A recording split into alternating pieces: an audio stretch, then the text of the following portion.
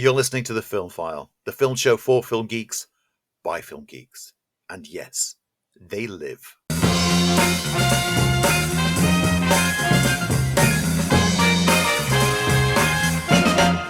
Hello, I'm Lee Ford. I'm Andy Meakin. Before we do, I've just got to tell this because I'm hoping it makes our outtakes. So every week, as a cue point, because we record this as live, Andy sings the theme tune as we've got a cue. But this week he's gone big jazz hands with his version of the film file, which I think, Andy, should be our outtake for this week. Just so I don't look ridiculous talking about it. Yeah, those of you who've never listened to the outtakes, at the end of each episode over the past few weeks, I've got into the habit of cutting all the bits out from the show that don't fit, or is where, one of us stumbles over our words or says something rude or obscene, and they kind of get dropped in as a little post-credit sting, because we're big Marvel fans, so why not emulate Marvel with the post-credit stings? Yeah, that'll go on this week. I love playing with the theme tune. I love mixing it up. One of these days I'm going to do a really depressive, long, slow version that'll go on for about 20 minutes, but you won't be too happy with that one. But, at the moment, I'm kind of in a boisterous mood. I'm in a tired but boisterous mood. Tired but boisterous. How's your week been, Andy? It's been tiring through work, lots of day shifts. I'm a night creature. I'm a creature of the night. Creature of the night. So what's through the music they play? Day shifts don't work for me because I have to get up really early, but I don't go to bed until really late. And no matter if I try to go to bed early, my body's like, not happening, mate. You are sitting here in bed, tossing and turning and reading comics. And that's all they end up doing. But I have had a really good week. I've been really, really happy, and I can die a happy man. You can die a happy man. Why? Just why? Just why? Well, back when the Marvel films kicked off and they were bringing the B-list, what were the B-list Marvel characters? Iron Man, Thor, Captain America, not the big heavy hitters like Spider-Man, etc. And I was constantly getting asked as a big Marvel fan, which characters would you like to see enter the MCU? And me being me, I don't go for popular ones. I go for obscure ones. So I had 3 obscure characters. One of them was Rocket Raccoon, who I've loved since his 1980s 4-part series. And I got to see him in Guardians of the Galaxy. Yeah. Another one was Howard the Duck, which people wondered why I wanted that person from the 80s film. And it's like, no. I want the one from the comics, which we got introduced in Guardians of the Galaxy again. And we've seen him toting a gun in Endgame. And the third one, which no one had ever heard of, and I had to explain who it was Eugene, the Fabulous Frogman, a.k.a. Leapfrog. And this week in She-Hulk, I got Eugene, the Fabulous Frogman, a.k.a. Leapfrog. And that's it. I can die happy. Hold that thought. I'm going to come back to that later, and I'll explain why. It's a good question, actually. Who would I have? Well, Shang-Chi was always the one that I wanted to see. I've got a great idea for Kazar. Deathlock, I think a great Deathlock movie. If you're going the more obscure route, Deathlock. Yeah, Deathlock. I'm sure there's more. The better man's cyborg, basically. Yeah. No, that would be mine. Yeah, I'd go for that. I like Deathlock. I've got a little bit of good news that I shared with you the other day. Yes. So when we started this, we started as the podcast, and then we got picked up as a radio show on a channel called No Barriers Radio, which was a small one when we started. We were one of the first shows. I had a rock show on there, which is kind of stalled for the time being, even though I'm going to do a Halloween version of it. But we've been with it now for a couple of years. Anyway, a few months ago, I mentioned that we got 4,000 listeners, and we were over the moon because there were 4,000 international listeners, not just the UK. Hello, anyway, Utah. Hello, Utah. And hello, India as well. We were popular in India. So we've got the latest figures through, and it kind of blew our socks a little bit because we conservatively have 20,000 listeners, but we also have a potential through things like SoundCloud and SoundMix to be nearer to 50,000. So the best-selling show gets 50,000, and we are somewhere between the 30 and 50, but we know that there are 20,000 listeners. So hello, and if it's your first time, because we always talk about this on the radio, come and listen to the podcast. welcome to the podcast. But that's good news, isn't it? It floored me when you told. I was good job I was sat down because I would have just like dropped when you told me. I mean, that's fantastic news. We've kind of started this as a hobby. This is just an excuse for me and Lee to talk crap for a couple of hours and then try to make a show out of it.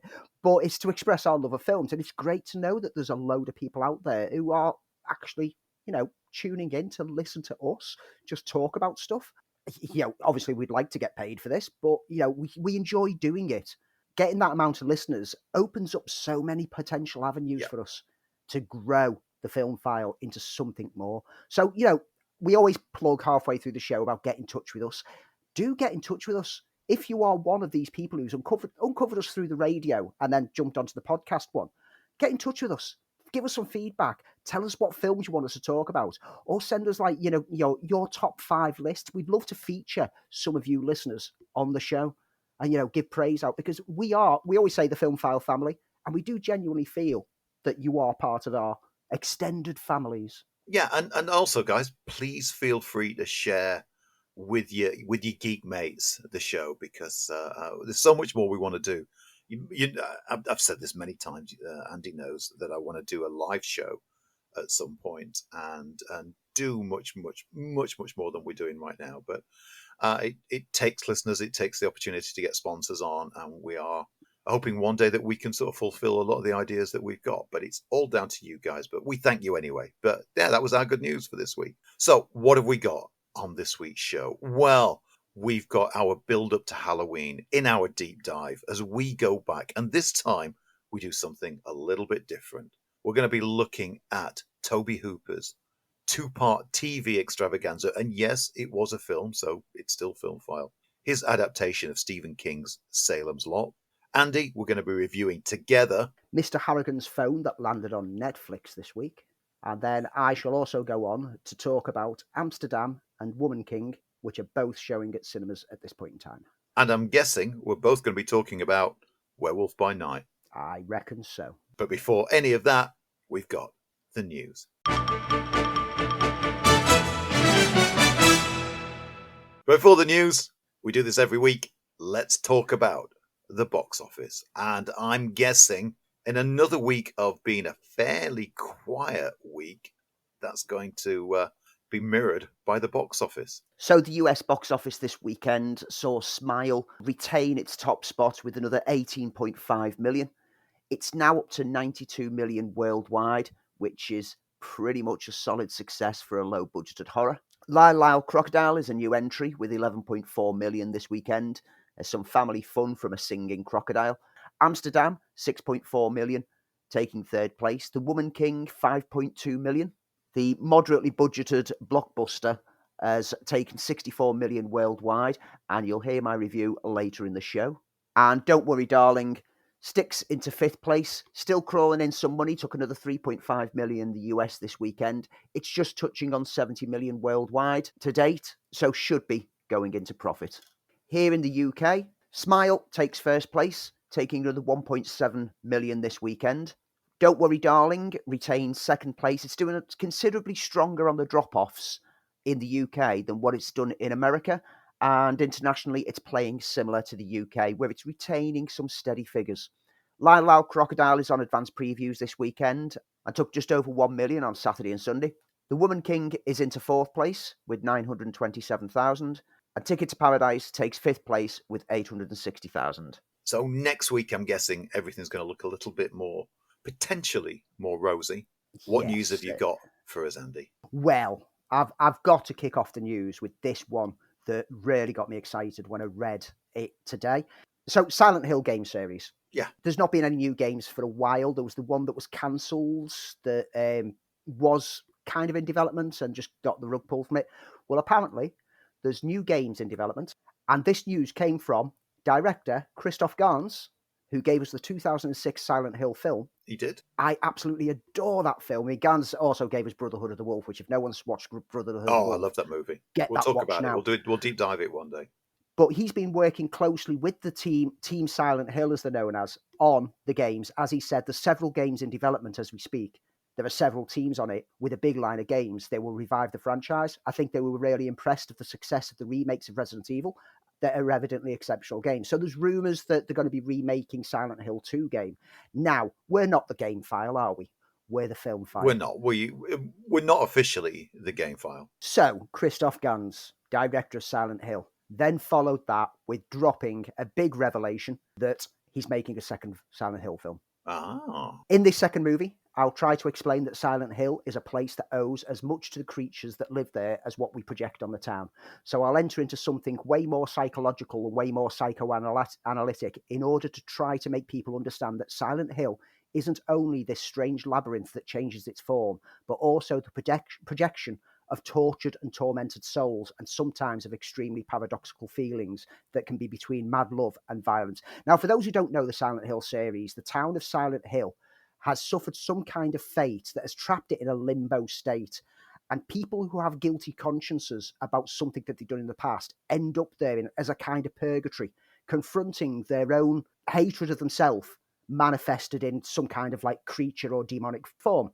They are fantastic games, and his 2006 film tapped beautifully into the aesthetics of the games. It was sadly followed by a sequel by a director who had no idea what he was doing and was an absolute mess. But that first film stands up well as one of the best video game movie adaptations. So Christoph Gans being back on board to make a proper Silent Hill sequel made me extremely excited. And they are planning to start shooting early next year. So this is further along than what this is speculated. This has actually been already planned out. This is almost ready to go. This was stunning news. And it's a casual way that he's just dropped it into a conversation about the games. It's like, whoa, mate, lead with that.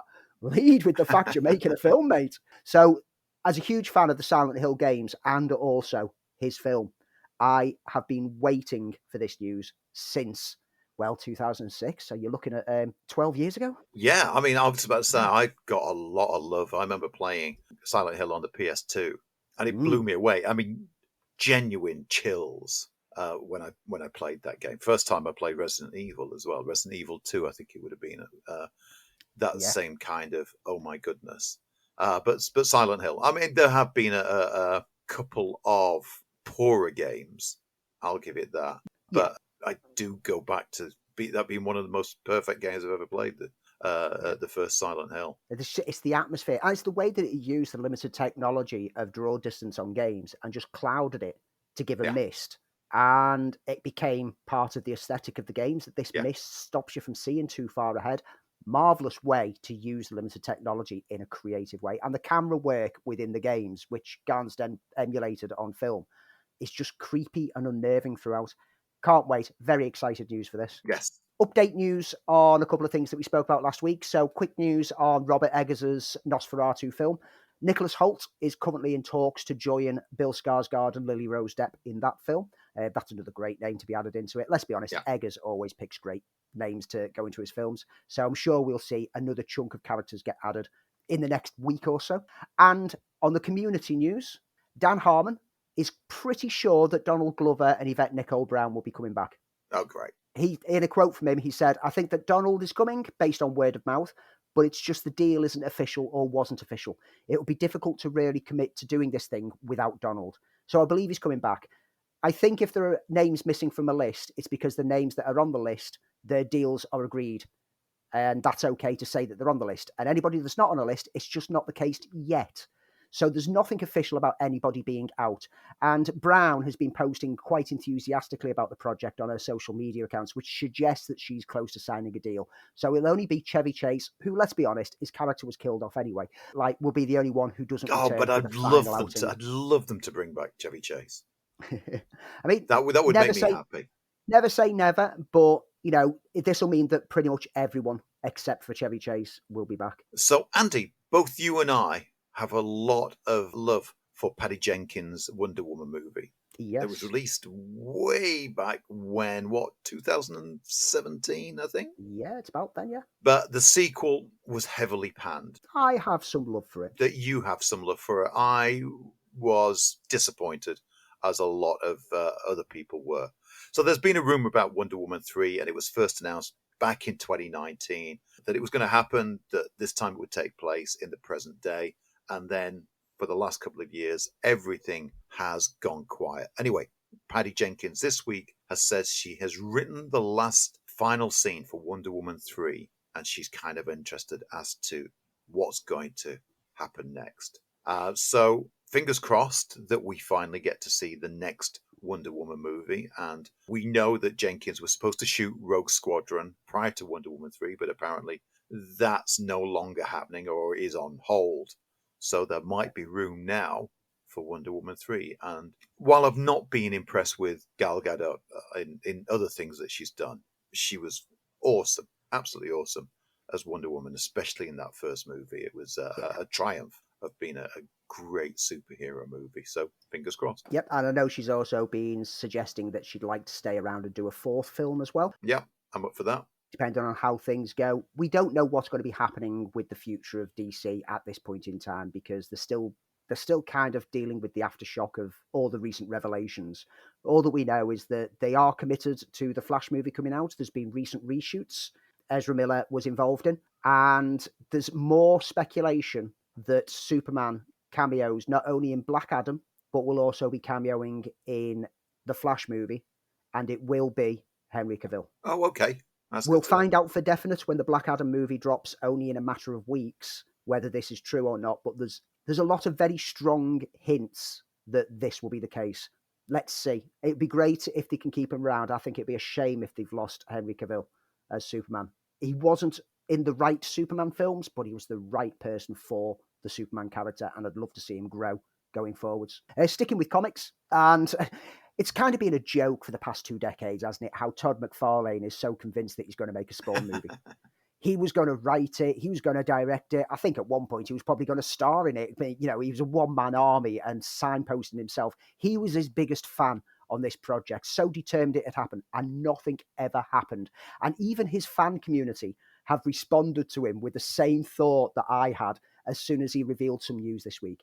Now, he broke the news this week that Scott Silver, who wrote Joker, and Malcolm Spellman, who worked on Falcon and Winter Soldier, along with rising scribe Matt Nixon, are currently penning the script for Blumhouse's production. Apparently to star Jamie Foxx. Yeah, based on the comic book series. Jamie Foxx is still attached. Now, my response to this straight away, and like I say, the whole fan community everyone was tweeting back to him. It's like, you finally realise that you're not a good writer then, and you've got some professionals in. And on the back of that, McFarlane looks like he's admitted that he's not the best person to direct it as well.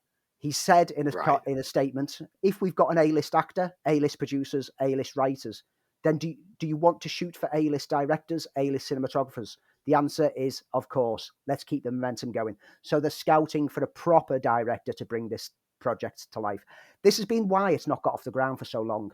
Todd McFarlane, you're a comic book writer. You are not a screenwriter, and you are not a director.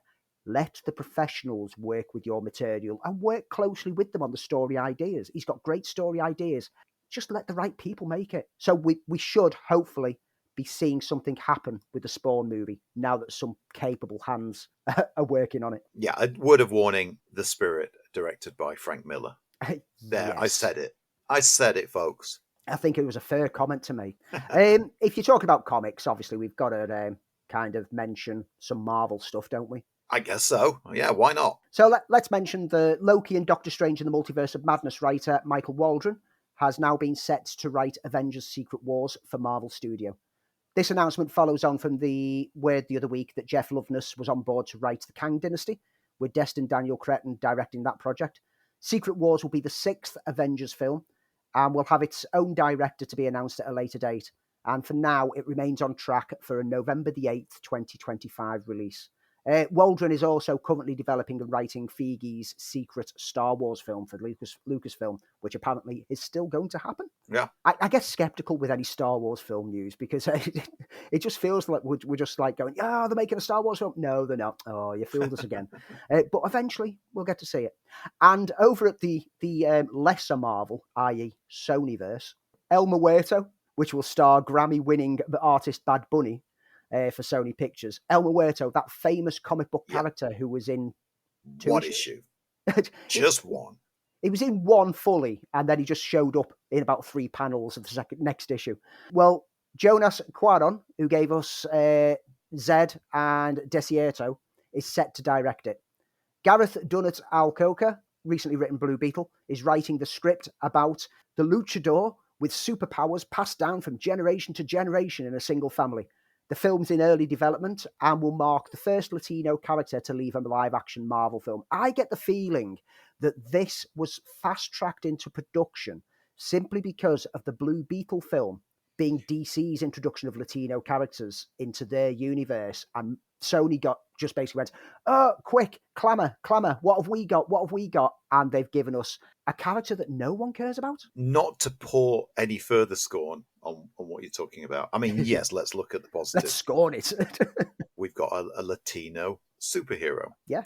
Granted, nobody knows who that is, but also, granted, apart from that, does anyone really care? It's not that newsworthy, other than the fact that that's the only angle. And I'm not trying to cause any argument, but there are other Latino characters that I would like to see than this character, or even invent a brand new character. But this character just doesn't fit with anything. I'm nothing against having a Latino superhero.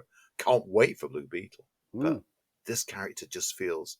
It's a square peg, round hole, just trying to push something that shouldn't really be out there. Yeah, like I said, it looks like it's just a reactionary, quick, let's get something out there without actually considering. It feels like a cash grab. Pure cash grab.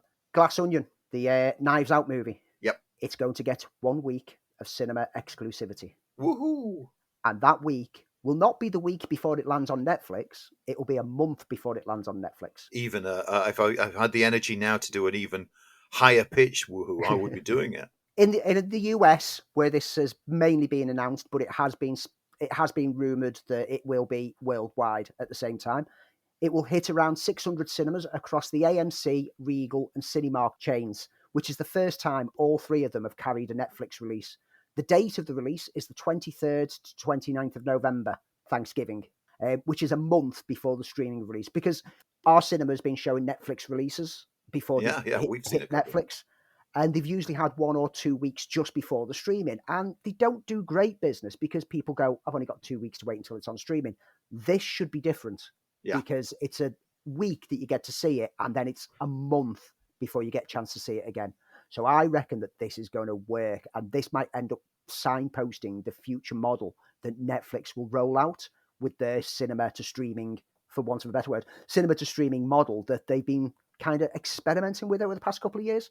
Netflix boss Scott Stuber has said, we're excited to offer fans an exclusive sneak preview of Ryan's incredible film. Given the excitement surrounding the premiere at the Toronto International Film Festival, we hope fans will enjoy this special theatrical event in celebration of the film's global debut on Netflix in December. Very excited for this. We absolutely adored the first Knives Out film. Indeed. I'm going to jump into TV land now, just for a geeky second, and it's geek news rather than just TV news. So Doctor Who, the air date for the 13th Doctor's final episode has finally been announced with a new trailer and images. So trailer is kind of in your face, as one would expect. Doctor Who, Power of the Doctor will be the final episode starring Jodie Whittaker, and she's been a great Doctor.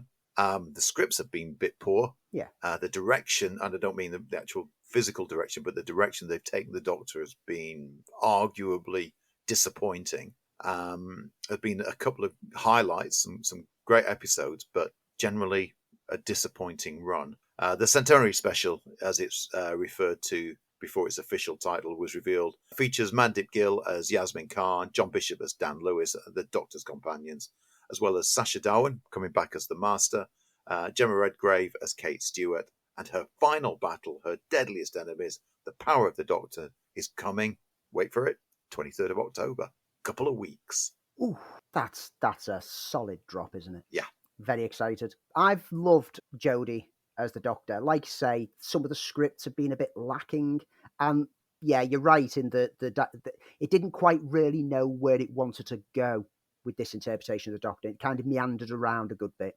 But overall, as me and the family, I've still been enjoying it. Yeah, I mean, the last one, I mentioned it on the show, though, the last Easter special was the pits. It was abysmal. And it's hard to say because I've been a Doctor Who fan all my days. Yeah, you could tell it was we made this during pandemic and various restrictions, because it just felt very stilted and cheap. But it'll be a shame to see Whittaker go, but I'm so excited to see what Ncuti Gatwa brings to the role. I'm always excited with a new Doctor. Yes. I'm always excited to see what they bring, what part of themselves they bring to it, what part of what previous Doctors they take inspiration from, because they've all lent a little something from the first 5 incarnations. Yeah. So it's going to be interesting to see where we go from here. But yeah, big Doctor Who fans, big Whovians, big geeks, basically. We're both big geeks. I'm going to go back to comics. It's a comic that I've not read. I've been intrigued, and I know it's sold bazillions of copies, and it was from Boom Studios. It's called Berserker, created, I think, by Keanu Reeves. Anyway, he's confirmed that he's considering directing the comic book adaptation that Netflix are currently looking at doing that. So I think if you've got Keanu Reeves involved in a project like that, I don't think it will go the way of, say, Grendel. This is BZRKR. Oh, that's right. Yeah. Yeah, Berserker.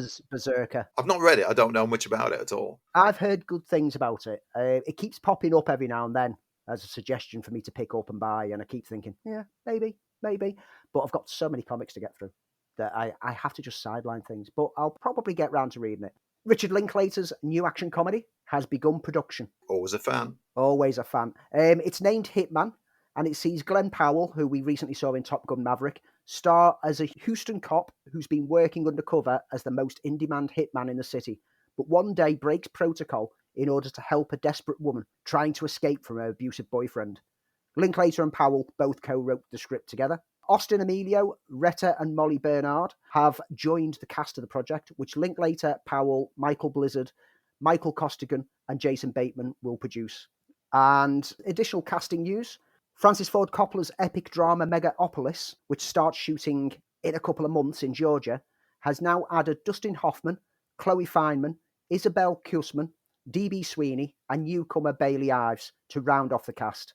They join an already stellar lineup of names such as Adam Driver, Forrest Whitaker, Natalie Emmanuel in the 3 lead roles, and John Voight, Lawrence Fishburne, Talia Shire, Shia LaBeouf, Jason Schwartzman, Grace Vanderbilt, Catherine Hunter, Aubrey Plaza, and James Remar. I mean, ensemble cast. What a cast. The film, The Fate of Rome, haunts a modern world unable to solve its own social problems in an epic story of political ambition, genius, and conflicted love. And it's budgeted at just under 100 million and is being independently financed by Coppola himself, who directs from his own script. So it's a pretty much a risk-free prospect for whichever distribution it gets. Viggo Mortensen is returning to the director's chair after his 2020 film Falling, and this time he's directing a Western. Yes. With the fantastic title of The Dead Don't Hurt. I'm a big sucker for a Western. I've not seen Falling, so I don't know what Mortensen is like in the director's chair, but colour me intrigued. Yeah, and it's a classic Western kind of story, this one as well. Set in the 1860s, a French-Canadian woman played by Vicky Krieps starts a relationship with Mortensen, but the Civil War divides them and they find themselves at the mercy of a ruthless rancher and his son, and then he has to get revenge. Filming has already started on it, so that should be coming pretty soon. Let's just stay in the world of Westerns. It was one of the saddest stories we've ever reported, which was the tragic shooting on set of the cinematographer of Alec Baldwin's film Rust. But there's been this week some further developments. Yeah, so following on from the multiple investigations into the fatal shooting of Halyna Hutchins and the several lawsuits that followed, production will now resume on the Western drama. Hutchins' widow, Matthew Hutchins, has issued a statement announcing a settlement has been reached, subject to court approval, over the wrongful death case against the film's producers, which included star Alec Baldwin. As part of that settlement, the case will be dismissed and Matthew Hutchins becomes an executive producer on the film, which will resume with all the original principal players back on board. He added, "I have no interest in engaging in recriminations or attribution of blame to the producers or Mr. Baldwin. All of us believe Halnia's death was a terrible accident. I'm grateful that the producers and the entertainment community have come together to pay tribute to her final work." And Baldwin posted a statement on Instagram saying, "Throughout this difficult process, everyone who's maintained the specific desire to do what is best for her son, we are grateful to everyone who contributed to the resolution of this tragic and painful situation." There are still some lawsuits outstanding on this. It's not over and done with yet, but the situation, at least the film's moving forward, and should be used as a testament. It will strike controversy when it's released. People are going to talk about the events rather than the film itself. But at the moment, at least the film's back up and running. We can't say that it's good news, but it is moving forward. But some good news for me is that John Waters is returning to films. Yeah, I saw that. I love John Waters. I mean, right back from his poop eating days, having his characters eat dog poop on screen, and I love Hairspray. I love Crybaby. I love Pink Flamingos. I'm so pleased that John Waters is returning to films with a film called Liarmouth. I know nothing more about it than that, but hey, it's John Waters. It's John Waters. It's adapted from his own new novel, which follows Marcia Sprinkle, a suitcase thief, scammer, and master of disguise. Dogs and children hate her. Her own family wants her dead. She's smart, she's desperate, she's disturbed, and she's on the run with a big chip on her shoulder. They call her Liarmouth, until one insane man makes her tell the truth. This is his first time behind the camera since 2004. I know. Which was a dirty shame. Yeah, which was okay. It wasn't the best. It wasn't his best film. He's an interesting director. He courts controversy, and I think you kind of need that in a director. Yeah. I've got so much time for rules. Speaking of directors who break the rules, please do. Have you seen this essay that is everyone's talking about, which came from the UK-based outlet The Critic, which was discussing Martin Scorsese's filmography? No, I've not. The critic Sean Egan said that while Scorsese's career is speckled with genuine greatness, the truth, though, is that his directorial talent has never been as great as occasional masterpieces like Goodfellas tricked us into believing it was. And it's a proper hit piece, asserting that Wolf of Wall Street is achingly slow, and Raging Bull is, and I quote, quite simply across the board bad filmmaking. What? Yes, this has been lambasted and ripped apart online. One of the quotes, Scorsese doesn't really believe in cinema. He has consistently refused to work within the art form's natural parameters. Which is a good thing, surely. Yeah, because you have to follow the rules rather than actually, be creative. Well, Guillermo del Toro has jumped in. Okay. He's jumped in. He puts it as succinctly as what everyone else has been trying to argue around. The amount of misconceptions, sloppy inaccuracies, and hostile adjectives not backed by an actionable rationale in this article is offensive, cruel, and ill-intentioned. This article baited the traffic, but at what cost? To be clear, if God offered to shorten my life to lengthen Scorsese's, I'd take the deal. This man understands cinema, defends cinema, embodies cinema. He has always fought for the art of it and against the industry of it. He has never been tamed and has a firm place in history. He then, to talk about how he basically says that Scorsese doesn't stick to the rules of cinema. Quote from Del Toro, most of the article is akin to faulting Picasso for not getting perspective right, or for Gauguin for being garish. If you assail these cornerstones, you should lay it out. You disassemble the work and build your position, not just hand an opinion with slamming adjectives. The whole piece that this criticism is about, it is pure clickbaity nonsense, and it's a problem that we see far too often online. Yeah. That people are just doing hot takes just to get interaction. And yes, it got them interaction, but they've now got the ire of Del Toro, and you don't want him working against you. He's summed up the embodiment of what everyone who knows film and loves Scorsese is feeling at this point in time. So UK-based The Critic, you make me embarrassed to be from the UK. And a critic. And a critic. I could just give a list of the great movies: Mean Streets, Raging Bull, King of Comedy. I mean, there's been some films that haven't worked for me. Yeah. But, Casino I loved. Of course, Goodfellas. The list goes on. I'll throw Shutter Island in there. Yeah. I always forget about Shutter Island. I'll throw Silence as well. In recent years, Silence really captivated me. Anyway, piffling nonsense. Absolute piffling nonsense. Talking of piffling nonsense, your favourite actor, Jared Leto, is to play fashion designer Karl Lagerfeld in a new biopic. Oh, what accent is he going to use? Yeah, Jared Leto. Moving on. I mean, if you've seen the Mario Brothers trailer that came out with Chris Pratt not actually putting an Italian accent on, it could have been worse. They could have put Jared Leto in there doing his Italian accent from House of Gucci. Less said about Jared Leto, the better. McKenna Grace is returning as Phoebe. It's been confirmed for the sequel for Ghostbusters Afterlife. Speaking about Afterlife, she says she's constantly pressuring the director, Jason Reitman, for more information on the next parts of the story. And in her words, I literally have no ounce of a clue what the story is. I'm just excited to do another one. I'm just excited to be Phoebe. And I'm excited to see her back because she was an absolute charm throughout that whole film. Held it all together beautifully. Will Smith, we were only talking last week about Emancipation might be getting a release. And December the 2nd is when Apple are giving it a theatrical opening. Oh, good. The film, which comes from director Antoine Fuqua, will then have a December the 9th release on Apple TV. In addition, the official teaser trailer for the fact-based film has been released, and the film follows an enslaved man who, after recovering from a whipping that nearly killed him, braved the swamps of Louisiana armed with only his wits to escape the cold-blooded slave hunters and be free. It looks quite powerful, and the initial word on it is that it is a stellar performance from Smith, potentially Oscar-worthy, which is going to be very awkward. Oh, yeah. Yeah.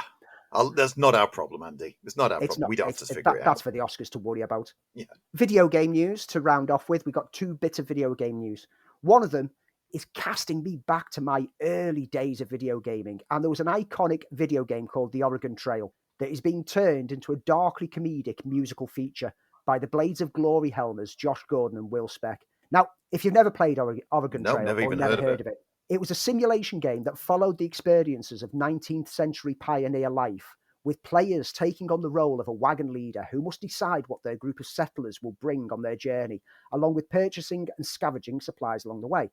And it was hilariously brilliant in that it was practically impossible to complete, and players died from disease or other causes at the drop of a hat. Everything would be fine, and then you just get a message saying, "You've died of cholera." It's like, what? I didn't even know I was ill, to quote the old joke. It's notoriously one of the most difficult games ever made, but it had a huge following when it was released. I've never heard of it. And apparently the 2 filmmakers were very obsessed with the game. They were talking about what they could cook up next because they really wanted to do another musical. They mentioned that, and now we have the rights to it, and we're putting it together alongside them and some other people. Spec says that the darkly comedic tone of the original game with its quick and easy death is part of the appeal. It's always had this dark brand of humour running through it because your chances of dying from everything from dysentery to a cut was anything. Basically, every move you ended up dying. For us, that's returning a little bit to our roots in comedy, marrying it with the fun of doing a big musical, and also just the ambition of taking that very seriously as well as making a big historical westward expansion epic that's also about to die from dysentery. I'm kind of intrigued. I've never heard of this game. I'm going to do a bit of research after. If they smartly play this in an Airplane-esque kind of way, where as ridiculous as the deaths and the situations are, everyone plays it perfectly straight, but then breaks out into musical numbers, this could be a work of Western genius. Right. They need to not lean into the farcical comedy, but actually, like I said, play it straight, because that's what made the game so great, is it did it all seriously, but like you'd stub your toe and die. It was that stupid. Wow, so I've never heard of it. I'm well up for this. And the other game, which is getting an adaptation, and this has been speculated for a while, and that's Five Nights at Freddy's, which Blumhouse have had the option for quite some time now. Saw this one. Jim Henson's Creature Shop is already working alongside Blumhouse to bring the game's iconic killer animatronics to life. And Scott Cawthon created the game, which follows a troubled security guard as he begins working at the family-friendly Freddy Fazbear's pizza joint. And while spending his first night on the job, he realizes that the night shift won't be so easy because the animatronic creatures turn deadly and can move when not being looked on. Cawthorne, Tammy, and Seth Kudebeck are penning a script, and the pre-production is underway for an early 2023 start of filming, with Jason Blum and Cawthorne producing the film. Just before we end the news, it's been all over the press this week. It's the 60th anniversary of the first James Bond film, Dr. No. So, Andy, I'm going to leave you with a question. What is your favourite Bond theme? I'm going to have to go to the simple sweeping of the theme tune on Her Majesty's Secret Service. Not We Have All the Time in the World, but the orchestral score, the John Barry score element of it, the John Barry score. I thought that was the true perfection of the Bond scores. If we were talking about like the theme tunes and we're talking about the best title track, that's a tricky one. I do like my rocky, upbeat ones. So, Live and Let Die's up there. But I do think Chris Cornell knocked it out the park with his You Know My Name. Mine's got to be Paul McCartney and Wings. Yeah. Live and Let Die. I think it's the one that I can listen to outside of it being a soundtrack, if you know what I mean. You can listen to it in its own right. It's just a great track. Yeah. 60 years of Bond, folks. And that's the news. If you're not already a podcast subscriber, then we insist, no, we downright demand that you head over to your favourite podcast platform, find the film file and hit the subscription button and leave a like, because I'm sure you like us. We like you. Because, we like you. We really, really do. So become part of the Film File family, and you can learn more by doing any of these things. Head on over to Twitter and engage with us at Filmfile UK. I'm always checking in on there and always responding to anyone who talks to us. Other social media platforms, look for Filmfile UK, follow us on there. You'll get notifications when the latest episodes drop, or get directly in touch with us and send us an email, podcast@filmfile.uk. We would love to hear from you, and we'd love to talk about your favourite films on the show. We'd love to share your love of films with the world out there and see whether we agree with what your favourite films are. Films are all an opinion, but we would love to know what your opinions are on things that we talk about. And why not become part of those nearly 50,000 listeners and join us on No Barriers Radio. That's nobarriersradio.com, and listen to the Film File every week, every Thursday at 8 o'clock. And now it's time for this week's deep dive. In our build-up to Halloween, this week we're going to be talking about the 1979 American miniseries television adaptation of Stephen King's 1975 horror novel, Salem's Lot. First a kid disappears, then this. You're not leaving Salem's Lot, are you? I'm not leaving. Don't you understand what's happening? Do you? Yes, I do. It's in the Marston house. Good evening. I dreamed. You slept there all night? Yeah. A little tired. Didn't sleep much last night. I was dreaming. Somebody out there. Sweet dreams. I let him in. Directed by Toby Hooper and starring David Soul and James Mason, the plot concerns a returning writer to his hometown of Salem's Lot to discover that the citizens are being turned into vampires. I am old enough to remember this on BBC One way back. I think it would have been at that point about 1980, because I don't think we got it straight away. And if it was 1979, then I certainly wouldn't have watched it. So I'm saying 1980. And boy, did it terrify a young me and my pals, because A, we couldn't stop talking about it. And secondly, we daren't leave the house. This was at a time when you stayed in and you watched TV. You didn't tape it. You stayed in and you watched it and you talked about it the next day. And this is all that we talked about. I got this at Christmas as a Blu-ray and had some trepidation about it because I'd recently seen the It TV series, which in some ways is vastly superior to especially the second movie, but it feels incredibly dated. But this has really held up very well. It was a 2-part special. It did come out in Europe as a theatrical version with the extended scenes, but I think the true version of this is the nearly 4-hour-long version that was made for television. And as I said, it still holds up remarkably well. Yeah, I can't help but agree. I had the same trepidation when I came to sit and watch this week, because it's now come off Sky. So those of you who are listening to this now thinking, where can I see it? Unfortunately, Sky had it on their sci-fi section up until today. And it was only through seeing that this had like a few weeks left that the other week I said, we're covering Salem's Lot. I'd want to get round to watching this. And I've put off going back to revisit this for years, because I watched this way back in the 80s at some point.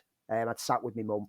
I'm a big Stephen King fan. I've inherited that from my mother, and we both sat and watched it back then. And I had the same as you as a youngster. It chilled me to the bone. Yeah. And it was always that worry, is like, maybe my memory of it is better than the actual production actually was. Which is always a worry, isn't it? Going back to some of these things that we have talked about, and then suddenly thinking, this is not as good as I remember it, or the last time that I saw it. Time hasn't been good on some of the things we've talked about. I mean, if we ever went back and revisited Krull, that's the example that I always use of something that I loved when I was young, and when I revisited it as an adult, I realised it's not a good film at all. So I was worried that Salem's Lot wouldn't, and I love the book. I think the book is, I agree with Stephen King. He says that Salem's Lot is his favourite book that he's ever written. Mine too. And it's absolutely my favourite. I love the characters. I love the story. I love the pacing. And I was worried that I wouldn't enjoy it. And whilst, yes, a TV production budget is very noticeable in it, it's framed in that 4:3 box shape. And occasionally the lighting looks very TV movie of the week. But Toby Hooper made the most out of the budget that he had. Yeah. And it's a solidly paced, well, take off all the previously on and this is coming up sections that bookended the two parts. It's a solidly paced just over 3 hours with enough splattering of chills to entice even the most jaded of horror fans. The slow build, we are introduced to this town by the writer, a common theme in King's particularly early stories, that it's always a writer who's struggling, returning to their hometown and something happens. The slow build as he's returned there and we are introduced to the town as he doesn't recognise the town around him and doesn't know what's wrong with it. As slowly, bit by bit, he realises that vampires are in their midst. It gives it an uneasy edge throughout, whilst we're focusing just on this core 3 or 4 characters. I completely forgot that Bonnie Bedelia was in this. And when I was watching it, I was like, oh my God, that's her from Die Hard. And I genuinely thought, well, he's probably better off without her in Die Hard, and he should have divorced her anyway because she turns into a vampire. Spoiler alert for something that's been out for 40 years. But no, the cast give it their all. James Mason as Straker gets a more prominent role. In the book, there's more prominence placed on Barlow, because in the book, Barlow is very well-spoken, gentlemanly. It's nothing like the Reggie Nalder version, which is a tribute to Nosferatu, basically. Here, I think they smartly decided to go for a Nosferatu kind of approach. So it's a really sinister, doesn't speak, and just a proper gothic vampire as a horror presence, which means that James Mason Straker is the well-spoken gentleman character to interact with people and dissuade them from thinking there's anything wrong going on in the town. And it all plays so great. But what really stood out as being fantastic, and I was gobsmacked at how well this stood up. I am terrified now that something's going to scratch at my upstairs window. I mean, that scene alone sent kids our age into meltdown. And see a floating child form from the mist. And this is smart special effects, rather than hanging in from wires and doing wire work, which you can always tell wire work. Didn't they use a crane? They used a boom crane, yeah. So he's strapped to a boom crane, and that's how he gets in through the window. That's how they do the effect on it. It's absolutely brilliant. And they filmed it backwards so that they could have a smoke generator go off as he's being pulled out the window. But when it plays it forwards, it looks like the smoke coalesces into the form of a human being who then comes into the window. It's simple effects, but it's still jaw-droppingly effective. And it sent chills down my spine. Yeah, the couple of scenes that they utilised that effect, I was just like, this is why this whole miniseries holds up so well. Like I say, yes, it looks like a TV movie at times, but you're very quickly drawn into the characters, and the effects are convincing enough that you're just caught in the peril and the chill. And it's not a film with a happy ending. No, it's not. I've got to point out a couple of things. I think what Toby Hooper did with a TV style movie, it's fairly bloodless. But what it does have in spades is it's spooky, it's atmospheric, it gets under your skin, it's delightfully creepy, and it has those standout moments that have made it kind of iconic, really. And in the same way with the TV version of it, while its low budget TV-ness makes it hard to watch now, but you have to watch it for Tim Curry and the casting. I think the casting in the TV version of it is marvelous. But this sticks, and I think it sticks because it really gets under your skin, and it adapts the book, while not perfectly. It's the best adaptation of one of King's works that really has the time to breathe, and I think it's a fantastic miniseries that really has a legacy to it.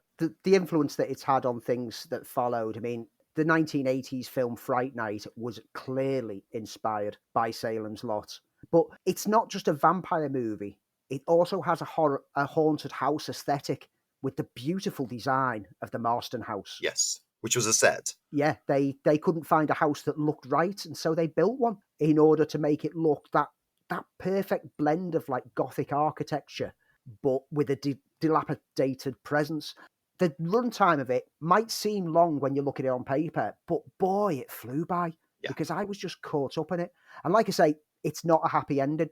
It doesn't end on a happy note. It could have ended with the destruction of the house and them going off, but then you catch up with them later. You know, the survivors of the town, characters played by David Soul, Ben Mears, and Lance Kerwin as Mark Petrie, have had to be on the run since because the surviving vampires have been hunting them down ever since they took out their master. And that's how they're going to spend the rest of their lives. And in what is a perfectly deft move for the screenwriting, they took one of the prominent deaths and put it at the end. Yes. What would have happened earlier on in the story actually has a lot more poignancy and significance by them finding Susan lying in the bed, only to find that she's now a vampire and he has to kill her. And it's a really downbeat ending that really hammers home that at the end of the day, you might have thought you'd beaten the vampires, but the vampires will live on forever. I want to point out, you mentioned James Mason, who's always charming, is incredibly charming. I want to mention how great David Soul is in this. Yes. So clearly always best known for Starsky and Hutch, and has had an interesting, if not reached the dizzying heights of his success with Starsky and Hutch. But in this, he's phenomenal. He's terrified as he enters the town before any of the vampiric storyline starts happening. And he is just incredible, a real screen presence, which makes me think about the remake, which is should have been released this year, is now coming out next year. How much work it's got to do to be as good as this, and how much work to be as good as David Soul, because he's so believable as a writer. He's charming. He's drawn into being heroics just as an opportunity to survive. It's really got its work cut out for it to be as pure a Stephen King adaptation as this is. And probably the only thing that's missing, which I'm sure that the film will address, is the fact that we don't get to see the vampires running the town afterwards, and what had happened to the town of Salem's Lot, which is significant in the book. But I can't hold that against the miniseries because it's so well done. I know that there was another miniseries that was made in the 2000s, 2004, I believe it was released, which had Rob Lowe as Ben Mears. I've not seen that. I am interested to see it because apparently it's got middling reviews. It doesn't hit the heights of Toby Hooper's. It's not dreadful. It's just a little bit all over the place. It does have the ending that I've just mentioned. Rutger Hauer is in it as Barlow, but if you want to see one version of Salem's Lot, then there is only one version that you can see, and it's the Toby Hooper, David Soul, James Mason starrer 2-part TV adaptation from 1979, and it's well worth your time. Andy, where can we find it? Like I said, you could have found it on Sky Sci-Fi up until today. At this point in time, you'll just have to purchase it for rental off most services, or do what Lee's got and go and get the Blu-ray. Because nip round to ours and watch it. I'm going to be picking up that Blu-ray myself, having now revisited it and realising that actually this is a film that I want in my collection. This is a film worth watching. Don't let the fact that it was made as a TV movie in the 70s put you off thinking that this is anything other than a great classic horror film. And now it's time for this week's reviews. So, talking of Stephen King's, landing on Netflix this week is another Stephen King adaptation, Mr. Harrigan's Phone. Why do you continue to come here? Because I enjoy our time together. I can tell that we are gonna be friends. iPhones just came out. Thank you. Let's give you a nickname. Pirate King. Wicked. Yeah. I can tell that we are gonna be friends. Mr. Harrigan, has anyone ever tried to take advantage of you? How'd you deal with that? Harshly. Yeah, so Mr. Harrigan's Phone landed on Netflix on Friday, directed by the esteemed scriptwriter turned director John Lee Hancock. based upon the novella of the same name from his collection If It Bleeds. Stars Donald Sutherland, Jaden Martell, who you will recognise from It. So it all has some kind of absolutely perfect symmetry. I like the book a lot. It's not quite a short story. What is it when a novella? It's not quite a novel. It's not quite a short story. I thought this was okay. I'm surprised that it was produced by Jason Blum and Ryan Murphy, because it really does center almost less on the supernatural elements that you would expect from both of those producers, and much more on the relationship between Craig and Mr. Harrigan. Yeah, the story of the film is that Craig, he's instructed to go and simply read to the retired, eccentric, and rather belligerent businessman, Mr. Harrigan, 3 times a week. But over the years, as he's doing it, he kind of builds up a rapport, and the pair become close friends, despite Harrigan showing some antisocial tendencies at times. And during this time, Craig starts high school and becomes kind of bullied by a bully named Kenny. And so Mr. Harrigan is kind of his only friend that he really latches onto. And he buys Mr. Harrigan a phone so that he can stay in touch with him and call him at any time. And then when Mr. Harrigan passes away, he sneaks the phone into his coffin and starts getting messages from the dead Mr. Harrigan, apparently. And that's when it goes into the supernatural aspect. Now, this film, it had me for the first half of it. It completely drew me in. The interaction between Jaden Martell and Donald Sutherland as Craig and Mr. Harrigan was perfect. It was charming. You could see the friendship building. It was like a nice version of Apt Pupil. Now, anyone who's seen or read Apt Pupil knows that goes in a very dark situation. But this is like a genuine, like Mr. Harrigan is kind of getting in touch with what his early childhood was like through Craig. And Craig is getting to bring out some humanity from someone who the rest of the town don't quite understand the depth of. And it's a beautiful friendship. And then the supernatural stuff starts happening towards the end. And some of it feels kind of slight and inconsequential. And it's handled not in a chilling way, it just in a matter-of-fact kind of way. And I think it just kind of ran out of steam for the final act, that it just didn't feel like it wrapped up well as a result. But for that first half to 2/3 of the film, I was completely and utterly in on this. Stephen King was a wonderful writer. Having read this short story, and unlike a lot of King's work, it's sometimes the human relationships which are at the heart of it. Sometimes the horror is almost secondary to it, and this was kind of a little bit. It was very accurate to the book. It plays exactly like the story, but the horror is really underplayed. It's not a horror story at all. It is more of a coming of age story, and about the mishap of wanting revenge, and when you reflect on that, how revenge changes it, as also the arrival of the smartphone. It's got an intriguing premise, but I would like to see it have been a little bit more visceral. Not hugely, because it didn't need it, but for the elements to work, it just feels a little bit mundane. Now, I didn't have a difficult time with it. I enjoyed it. It's slow, it's precise, it's a great character study with elements of supernatural. Those elements of supernatural, for me, could have been ramped up, and it just feels overlong. Didn't not enjoy it. I was intrigued by it. I knew the twists in the story. I knew where it was going, but it just lacks.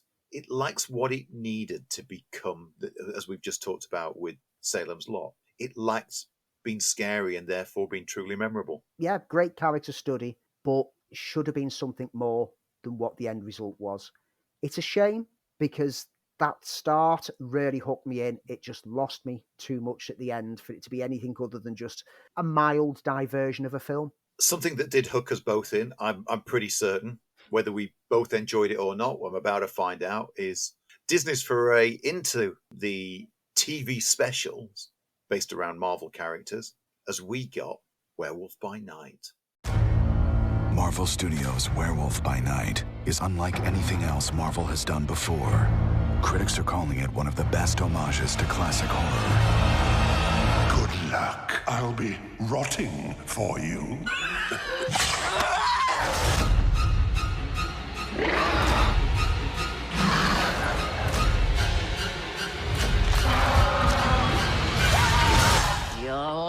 See this, darling. Werewolf by Night, now streaming only on Disney+.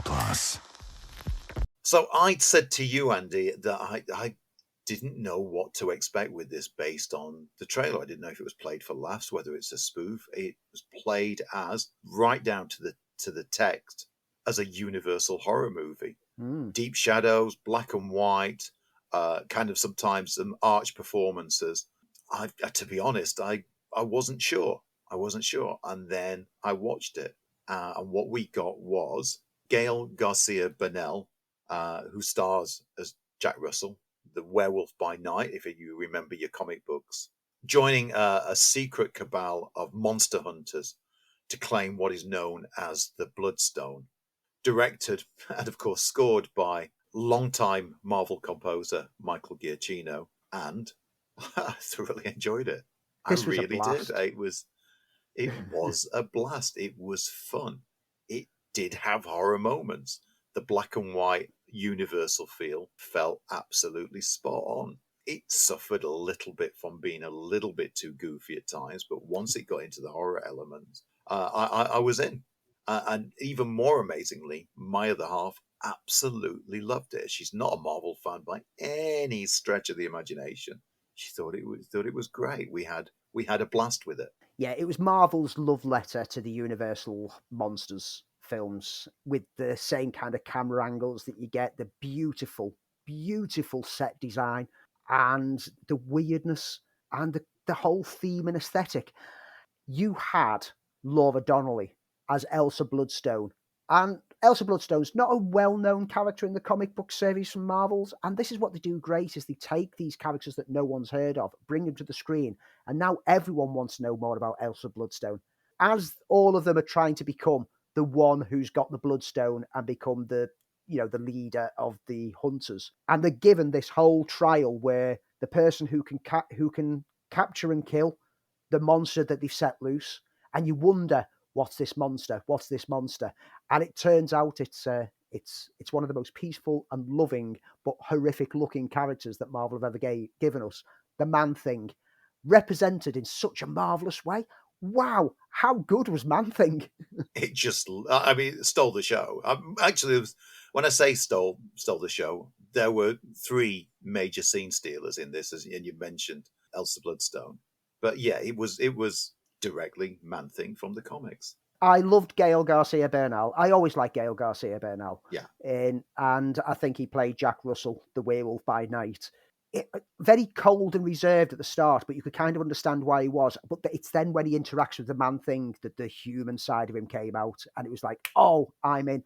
Like you say, sometimes it leans a bit too crazy on the silly. Did we really need the animatronic corpse? No. Did I enjoy it? Hell yeah. I still enjoyed it. It wasn't necessary, but boy, I enjoyed it. When it got silly, yes, it went silly, but it was still in a fun way, and it fitted with the aesthetic of it all.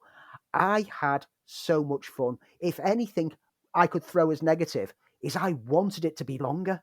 Yeah. I wanted more from it, and I would happily tune in again for another special exactly like this. If they want to do these every October, do another Elsa Bloodstone story with Jack Russell as the Werewolf by Night, I'm there. Or just give us a Man-Thing series. Come on, the world needs it. Yep, I've got to agree with you. It was fun. I enjoyed it. It passed 52 minutes wonderfully. It was a new area for Marvel to explore. I want them to explore this world even more. It was atmospheric. It was spooky. It was a lot of fun. And I liked that Jack Russell's werewolf looked like Werewolf by Night. Yeah. It was a different take on a werewolf that we'd not seen before, but it reminded me of the way it was. He was drawn by Michael Plug and written by Doug Mensch back in the day. A lot of fun. And I'm going to watch it again. Oh, yes. You've got a couple more treats for us. I have indeed. Well, treats is probably stretching it a bit with one of them. So let's move on to Amsterdam, which landed at the box office last week. We're in a bit of a predicament. The man was killed. Please take that we did it. You need clear our names. Oh, that's something. Things have got more complicated.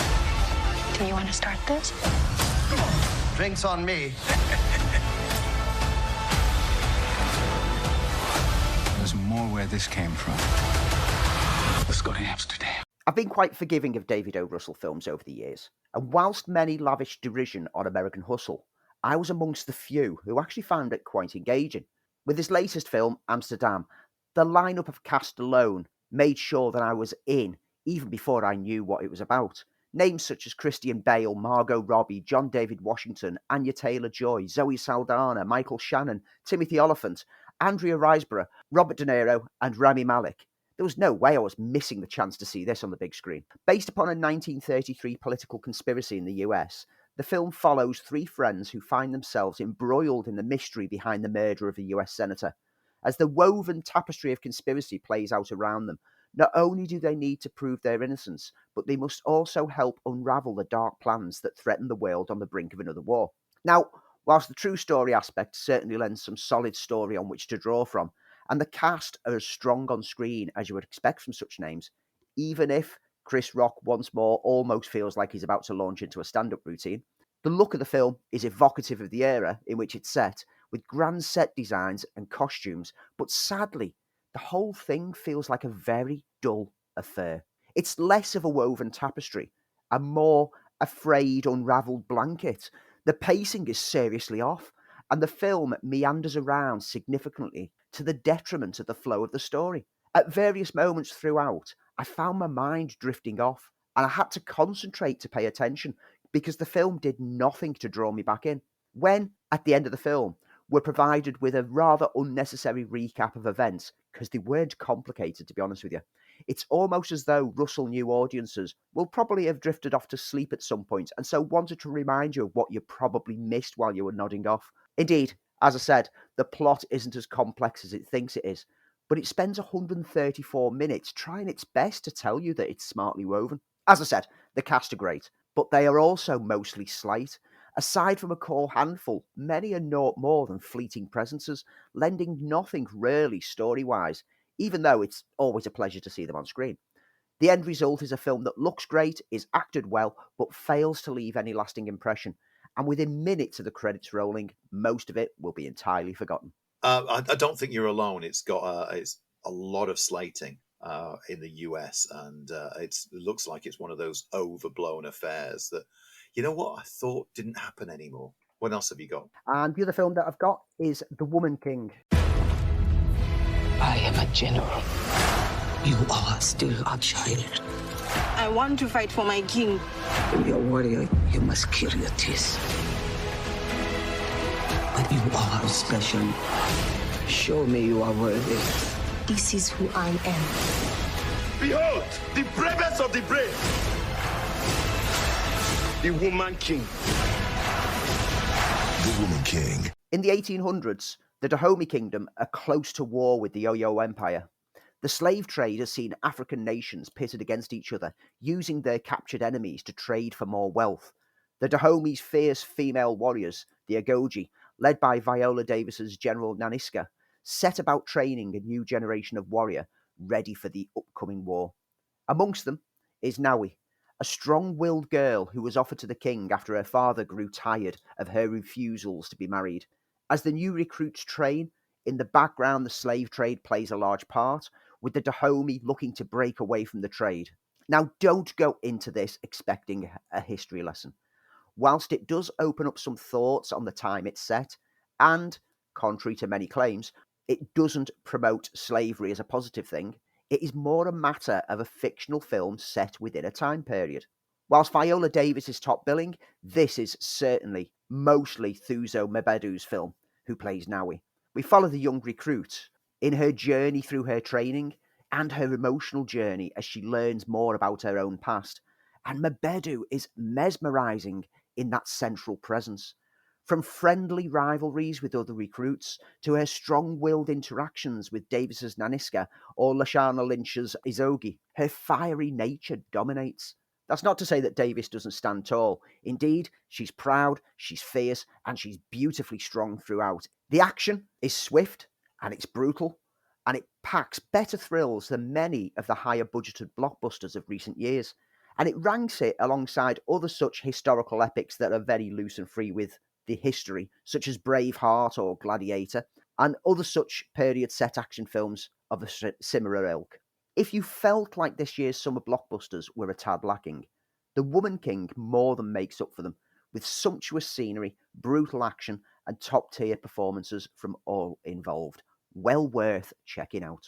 I've got to be honest, Andy, I really fancy this. I thought the trailers were showing something different and new. As you said, historically, it's all over the place, but colour me intrigued on this one.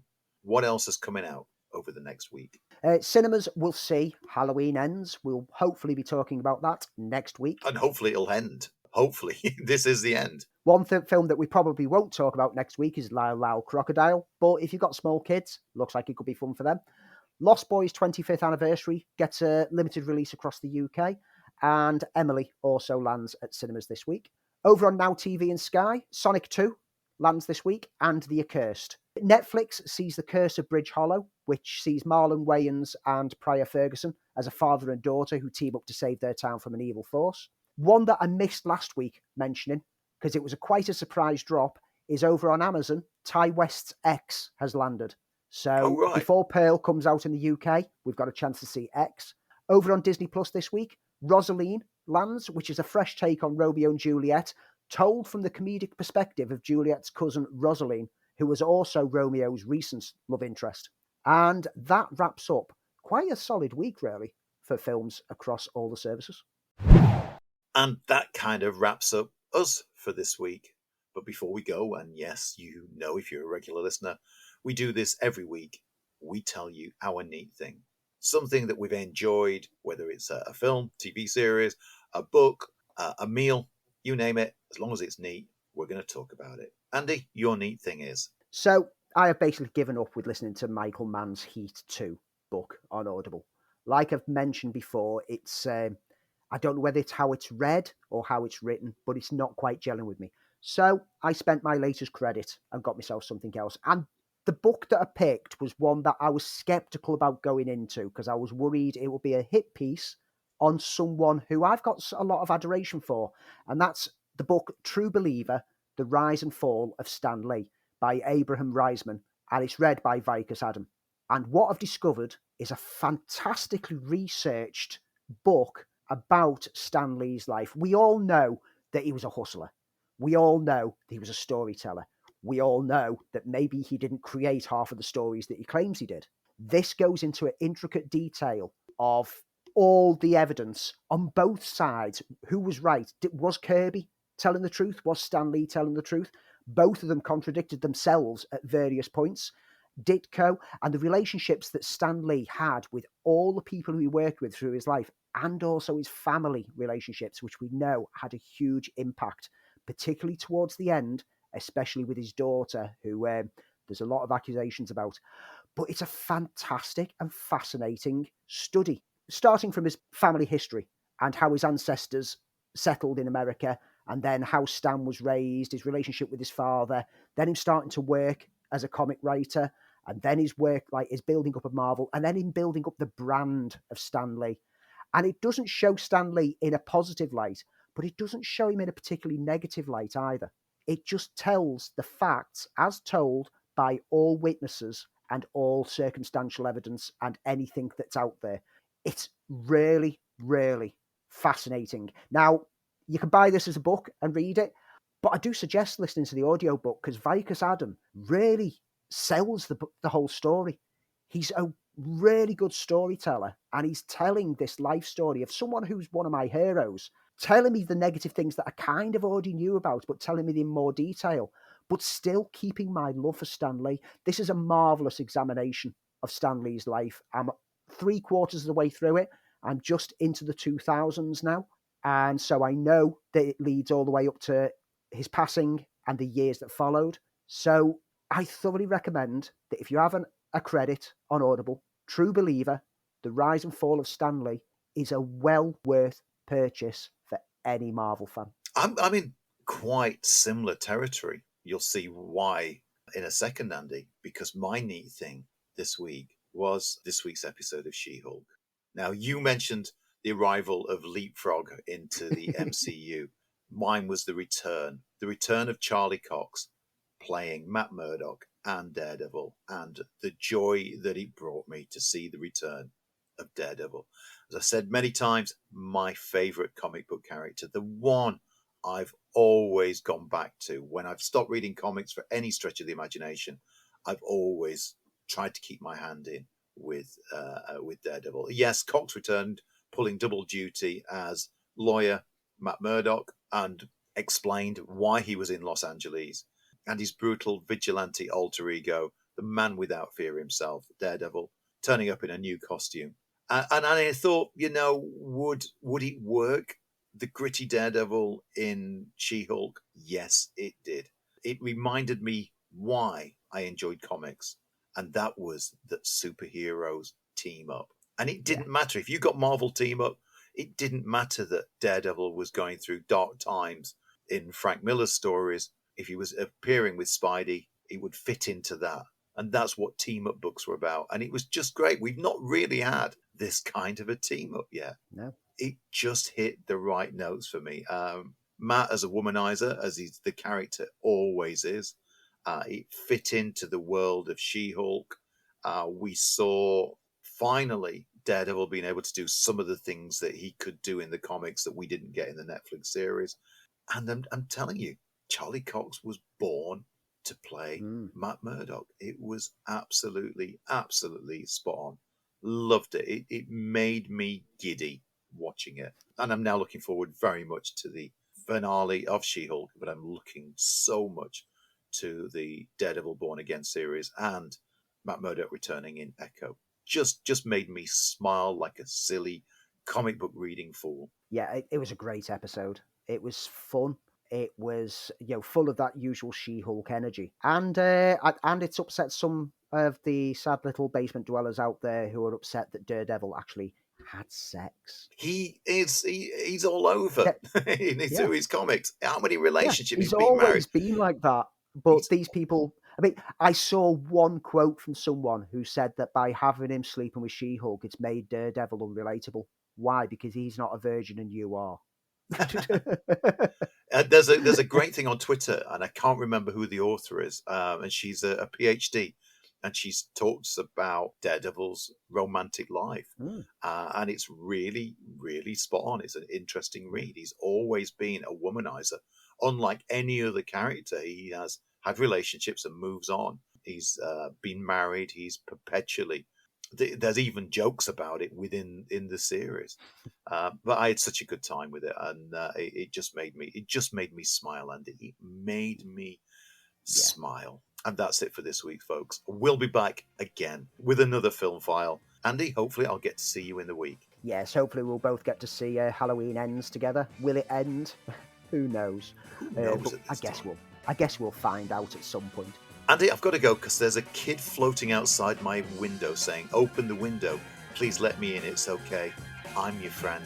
Because he commands it. I told you I'm tired. It was going so well. Okay, note to self, press record before we start talking for 5 minutes. Yeah. Bollocks. Okay, we'll get straight into it. Sorry, I cut you off in your prime, so to speak. I can smell dinner as I'm rushing through now. Moving on. If you're a big fan of the film family, you want to know more about it, okay. By Film Geeks. And yes, they live. Oh, yeah, because I said, some of us do anyway. Yeah. All right. And then went dun dun dun dun dun bump da da dun dee doo. Hello, I'm beep beep beep beep dee dee dee dee bum bum bum bum bum bum bum. Oh yeah.